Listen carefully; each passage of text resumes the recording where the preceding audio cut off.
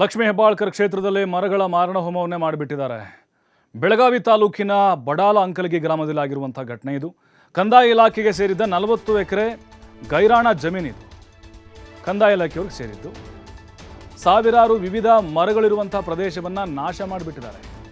ಕಂದಾಯ ಇಲಾಖೆಯಿಂದ ಹೆಸ್ಕಾಂಗೆ ನೀಡಿದೆ ಜಿಲ್ಲಾಡಳಿತ. ಹೆಸ್ಕಾಂನಿಂದ ಸೌರ ಘಟಕ ನಿರ್ಮಿಸೋಕೆ ಕಾಯ್ದಿರಿಸಿದಂಥ ಒಂದು ಜಮೀನಿದು. ಅರಣ್ಯ ಇಲಾಖೆ ಅನುಮತಿ ಇಲ್ಲದೆ ಕತ್ತರಿಸಿರುವಂಥ ಒಂದು ಆರೋಪ ಇದೆ.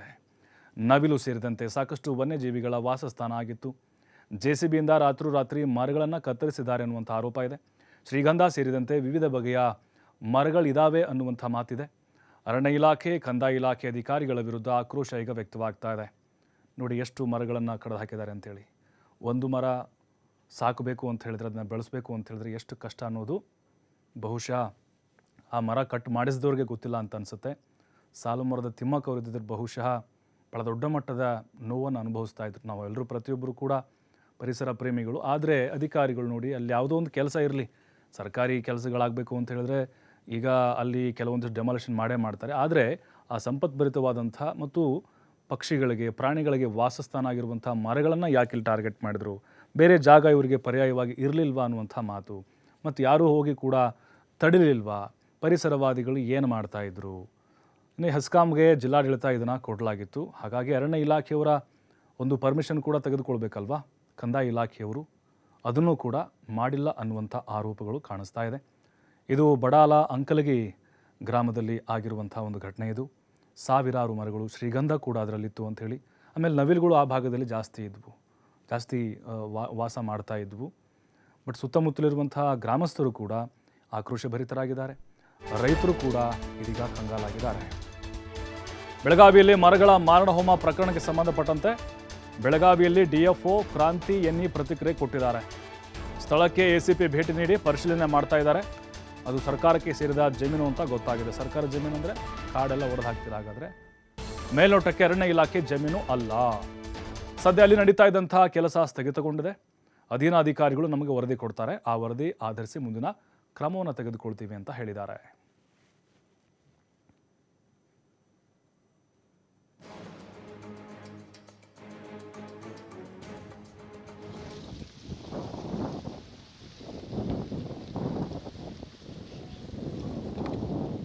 ಬೆಳಗಾವಿ ತಾಲೂಕಿನ ಬಡಾಲಂಕಲಗಿ ಗ್ರಾಮದ ಹದ್ದಿಯಲ್ಲಿರುವಂಥ ಈ ಒಂದು ಅರಣ್ಯವನ್ನು ಖಾಸಗಿ ಕಂಪನಿಯವರು ಇದನ್ನು ನಾಶ ಮಾಡುತ್ತಿರೋದಕ್ಕೆ ಜಿಲ್ಲಾಧಿಕಾರಿಗಳು ಹಾಗೂ ಅರಣ್ಯ ಅಧಿಕಾರಿಗಳ ಪರ್ಮಿಷನ್ ಸಿಕ್ಕತ್ತಂತ. ಆ ಪರ್ಮಿಷನ್ನ ತೋರಿಸ್ರಿ ಅಂತ ಬಂದರೆ ಇಲ್ಲಿಂದ ಓಡಿ ಹೋಗಿದ್ದಾರೆ ಅವರು. ಯಾಕಂದ್ರೆ ಇದು ಬೇಕಾಯ್ದೆಸಿರಿ ಕೆಲಸ ಮಾಡತ್ತಾರು. ಇನ್ನು ಮುಂದೆ ಏನಾದರೂ ಒಂದು ಸೃಷ್ಟಿ ಮಾಡ್ಕೊಂಡು ಬಂದ್ರೂ ಈ ಒಂದು ಅರಣ್ಯವನ್ನು ನಾಶ ಮಾಡಿದ್ದನ್ನು ನಾವು ಮಾತ್ರ ಬಿಡೋದಿಲ್ಲ. ಮತ್ತಷ್ಟು ಮಾಹಿತಿ ನಮ್ಮ ಪ್ರತಿನಿಧಿ ಶ್ರೀಧರ್ ನೀಡ್ತಾರೆ. ಶ್ರೀಧರ್, ನೋಡ್ತಾ ಇದ್ದೀವಿ ಸಾವಿರಾರು ಮರಗಳ ಮಾರಣ ಹೋಮ ಯಾವ ರೀತಿ ಆಗಿದೆ ಅಂತ. ಅಂದರೆ ಇಲ್ಲಿ ಸರ್ಕಾರಿ ಜಮೀನು ಅಂತ ಹೇಳಿದ್ರೆ ಯಾರು ಬೇಕಾದರೂ ಕಬಳಿಸ್ಬೋದಾ ಅಥವಾ ಏನು ಬೇಕಾದರೂ ಮಾಡ್ಬೋದಾ ಅನ್ನುವಂಥದ್ದು. ಅದರ ಜೊತೆಗೆ ಇಲ್ಲಿ ಕಂದಾಯ ಇಲಾಖೆಯವ್ರ ಎಡವಟ್ಟ ಅಥವಾ ಅರಣ್ಯ ಇಲಾಖೆಯವ್ರದ ಇಲ್ಲಿ ಪರ್ಮಿಷನ್ ಹೇಗೆ ಕೊಟ್ಟರು ಅಂತ ಹೇಳಿ ಮೊದಲೇದಾಗಿ.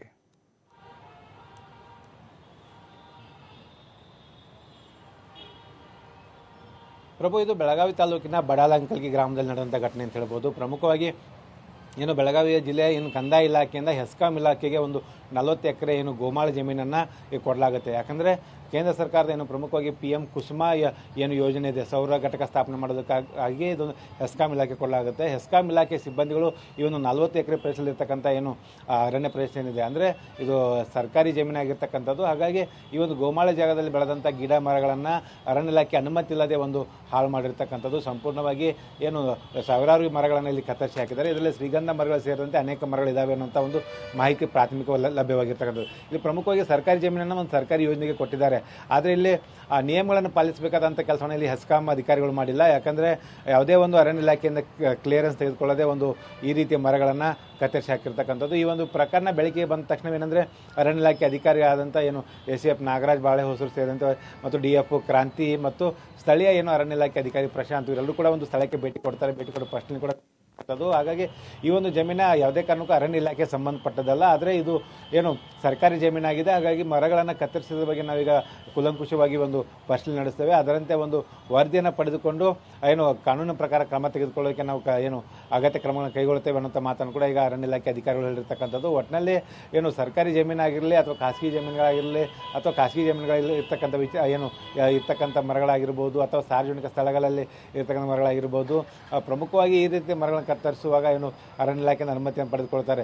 ವಿಶೇಷವಾಗಿ ಖಾಸಗಿ ಅವರ ಜಮೀನಲ್ಲಿ ಬೆಳೆದಂಥ ಏನು ಮರಗಳನ್ನು ಕಟ್ ಮಾಡಿದರೆ ಅದನ್ನು ಸಾಗಾಟ ಮಾಡಬೇಕಂದ್ರೂ ಕೂಡ ಒಂದು ಅರಣ್ಯ ಇಲಾಖೆ ಅನುಮತಿ ಪಡೆದುಕೊಳ್ಬೇಕಾಗುತ್ತೆ. ಈ ರೀತಿ ಸಾರ್ವಜನಿಕ ಸ್ಥಳದಲ್ಲಿ ಇದ್ದಂಥ ಮರಗಳನ್ನು ಕತ್ತರಿಸಬೇಕಂದ್ರೆ ಅಥವಾ ಸರ್ಕಾರಿ ಜಮೀನಲ್ಲಿ ಕತ್ತರಿಸಬೇಕಂದ್ರೆ ಅದು ಪ್ರಮುಖವಾಗಿ ಅರಣ್ಯ ಇಲಾಖೆಯಿಂದ ಕೂಡ ಅನುಮತಿ ಪಡೆದುಕೊಳ್ಬೇಕಾಗುತ್ತೆ. ಹಾಗಾಗಿ ಈ ಒಂದು ಪ್ರಕರಣ ಸಂಬಂಧಪಟ್ಟಂತೆ ಈಗ ಏನು ಅರಣ್ಯ ಇಲಾಖೆ ಅಧಿಕಾರಿಗಳು ಪ್ರಶ್ನೆ ನಡೆಸ್ತಾ ಇದ್ದಾರೆ. ಆದರೆ ಇದೊಂದು ಸರ್ಕಾರಿ ಯೋಜನೆಗಾಗಿ ಒಂದು ಕೊಟ್ಟಿರತಕ್ಕಂಥ ಒಂದು ಸ್ಥಳ. ಆದರೂ ಏನು ಆ ಗ್ರಾಮಸ್ಥರು ಹೇಳೋ ಪ್ರಕಾರ ಏನಂದರೆ ಇಲ್ಲಿ ಸಾಕಷ್ಟು ರಾಷ್ಟ್ರೀಯ ಪ್ರಾಣಿಗಳಂಥ ನವಿಲುಗಳಾಗಿರ್ಬೋದು, ಜೊತೆಗೆ ಸಾಕಷ್ಟು ವನ್ಯಜೀವಿಗಳಾಗಿರ್ಬೋದು ಮತ್ತು ಅನೇಕ ಒಂದು ಐತಿಹಾಸಿಕ ಹಿನ್ನೆಲೆ ಇರತಕ್ಕಂಥ ಈ ಒಂದು ಪ್ರದೇಶ ಅಂತ ಹೇಳ್ತಾರೆ. ಯಾಕಂದರೆ ಇದು ಏನು ಬೆಳಗಾವಿ ತಾಲೂಕಿನ ಏನು ಬಡಾಲಂಕಲಿ ಗ್ರಾಮದಲ್ಲಿ ಇರ್ತಕ್ಕಂಥ ಏನು ಈ ಒಂದು ಗುಡ್ಡ ಏನಿದೆ, ಗುಡ್ಡದಲ್ಲಿ ಈ ಹಿಂದೆ ಸಂಗೊಳ್ಳಿ ರಾಯಣ್ಣ ಕೂಡ ಓಡಾಟ ನಡೆಸಿದ ಅನ್ನುವಂಥ ಮಾತನ್ನು ಕೂಡ ಹೇಳ್ತಾರೆ.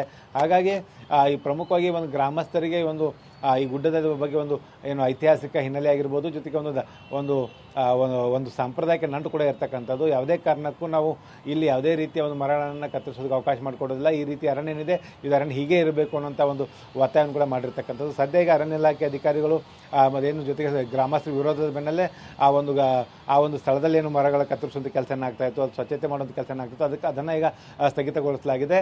ಈಗ ಅರಣ್ಯ ಇಲಾಖೆ ಅಧಿಕಾರಿಗಳು ಪ್ರಕರಣ ಯಾರ ಮೇಲೆ ದಾಖಲಿಸ್ತಾರೆ? ಯಾಕಂದರೆ ಈ ಕೆಲಸ ಮಾಡಿರ್ತಕ್ಕಂಥ ಬೇರೆ ಯಾವುದೋ ಖಾಸಗಿ ವ್ಯಕ್ತಿಗಳೆಲ್ಲ ಪ್ರಭು, ಇದು ಏನು ಹೆಸ್ಕಾಂ ಇಲಾಖೆ ಸಿಬ್ಬಂದಿಗಳು ಮಾಡಿರ್ತಕ್ಕಂಥದ್ದು. ಹಾಗಾಗಿ ಯಾಕಂದರೆ ಕಂದಾಯ ಇಲಾಖೆಯಿಂದ ಹೆಸ್ಕಾಂ ಇಲಾಖೆಗೆ ಜಿಲ್ಲಾಡಳಿತ 40 ಎಕರೆ ಜಮೀನನ್ನು ಕೂಡ ಕೊಟ್ಟಿರ್ತಕ್ಕಂಥದ್ದು.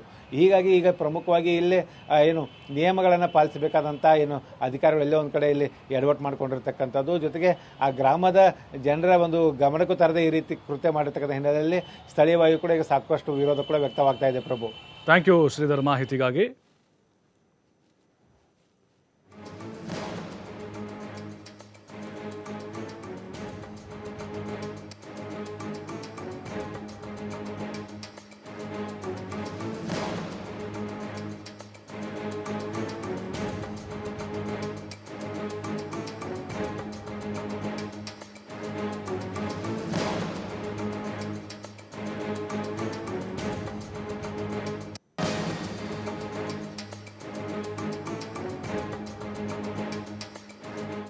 ನೋಡಿ, ಈಗ ಆ ಜಾಗ ಏನಿದೆ ಅದು ಐತಿಹಾಸಿಕವಾದಂಥ ಹಿನ್ನೆಲೆ ಕೂಡ ಹೊಂದಿದೆ ಅಂತೆ. ಸಂಗೊಳ್ಳಿ ರಾಯಣ್ಣ ಅವರು ಓಡಾಡಿರುವಂಥ ಪ್ರದೇಶ ಅನ್ನುವಂಥ ಪ್ರತೀತಿ ಕೂಡ ಇದೆ. ಇತಿಹಾಸ ಏನೇ ಇರ್ಬೋದು, ಆದರೆ ಅಲ್ಲಿ ಪರಿಸರ ನಾಶ ಆಗಿದೆ, ಮರಗಳನ್ನು ಕಡಿದು ಹಾಕಿದ್ದಾರೆ, ಸಾಕಷ್ಟು ಪ್ರಾಣಿಗಳ ಆವಾಸ ಸ್ಥಾನ ಆಗಿತ್ತದು. ಅಲ್ಲಿ ಅಧಿಕಾರಿಗಳು ಹೇಳ್ತಿದ್ದಾರೆ ಸರ್ಕಾರಿ ಜಾಗ ಅಂಥೇಳಿ. ಸರ್ಕಾರಿ ಜಾಗ ಅಂತ ಹೇಳಿದ್ರೆ ಎಲ್ಲನೂ ಅರಣ್ಯ ನಾಶ ಮಾಡಿಬಿಡಿ, ಪಶ್ಚಿಮ ಘಟ್ಟ ಒಡೆದು ಹಾಕಿ. ಹಾಗಾದರೆ ಏನಾಗುತ್ತೆ? ಅಭಿವೃದ್ಧಿ ಹೆಸರಲ್ಲಿ ನಮ್ಮಷ್ಟಕ್ಕೆ ನಾವೇ ಆಪತ್ತನ್ನು ತಂದು ಕೊಡ್ತಾ ಇದ್ದೀವಿ. ಯಾಕೆ ಕಾಡು ಪ್ರಾಣಿಗಳು ನಾಡಿಗೆ ಬರ್ತವೆ, ಯಾಕೆ ದಾಳಿ ಮಾಡ್ತವೆ ಅಂತ ನೋಡಿದಾಗ ಇದೇ ಕಾರಣಗಳು ನಮ್ಮ ಮುಂದೆ ಬರ್ತವೆ. ಸುಮ್ಮನೆ ಬರಲ್ಲ ಅವು, ಹುಚ್ಚಲ್ಲ ಅವಕ್ಕೆ. ಅಲ್ಲಿ ಆಹಾರ ಸಿಗದೇ ಇದ್ದಾಗ, ಅಲ್ಲಿ ವಾಸ ಮಾಡಲಿಕ್ಕೆ ತೊಂದರೆ ಆದಾಗ ನಾಡಿಗೆ ಹುಡ್ಕೊಂಡು ಬರ್ತವೆ. ಇಲ್ಲೂ ಕೂಡ ಹಾಗೆ ನಾವು ಪರಿಸರವನ್ನು ಎಷ್ಟು ನಾಶ ಮಾಡ್ತಾ ಹೋಗ್ತೀವಿ, ಅಷ್ಟು ನಾವು ನಮ್ಮ ಪ್ರಾಣಕ್ಕೆ ಸಂಚಕಾರವನ್ನು ತಂದುಕೊಳ್ತೀವಿ. ಬಟ್ ಇಲ್ಲಿ ಜಿಲ್ಲಾಧಿಕಾರಿಗಳು ಕೂಡ ಪರ್ಮಿಷನ್ ಕೊಡುವಾಗ ಹಲವು ಬಾರಿ ಯೋಚನೆ ಮಾಡಬೇಕಾಗಿತ್ತು.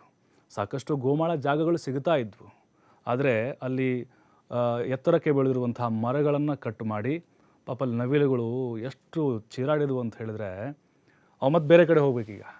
ಮತ್ತು ಪ್ರಾಣಿಗಳಿದ್ದಾವೆ, ಸಣ್ಣ ಅಂದರೆ ಜಿಂಕೆ ಎಲ್ಲ ಸಹಜವಾಗಿ ಇದ್ದೇ ಇರ್ತವೆ ಅಂಥ ಪ್ರದೇಶಗಳಲ್ಲಿ, ಅವು ಕೂಡ ಬೇರೆ ಕಡೆ ವಲಸೆ ಹೋಗಬೇಕು. ಅಂತಹ ಪರಿಸ್ಥಿತಿ ನಿರ್ಮಾಣ ಆಗಿದೆ. ಬಟ್ ಈಗ ಆಲ್ರೆಡಿ ಮರಗಳನ್ನು ಕಟ್ ಮಾಡಿಬಿಟ್ಟಿದ್ದಾರೆ, ಪರ್ಯಾಯ ವ್ಯವಸ್ಥೆ ಇಲ್ಲ. ಬಟ್ ಇರುವಂಥದ್ದನ್ನು ಕೂಡ ಉಳಿಸ್ಕೊಳ್ಬೇಕಾಗಿದೆ.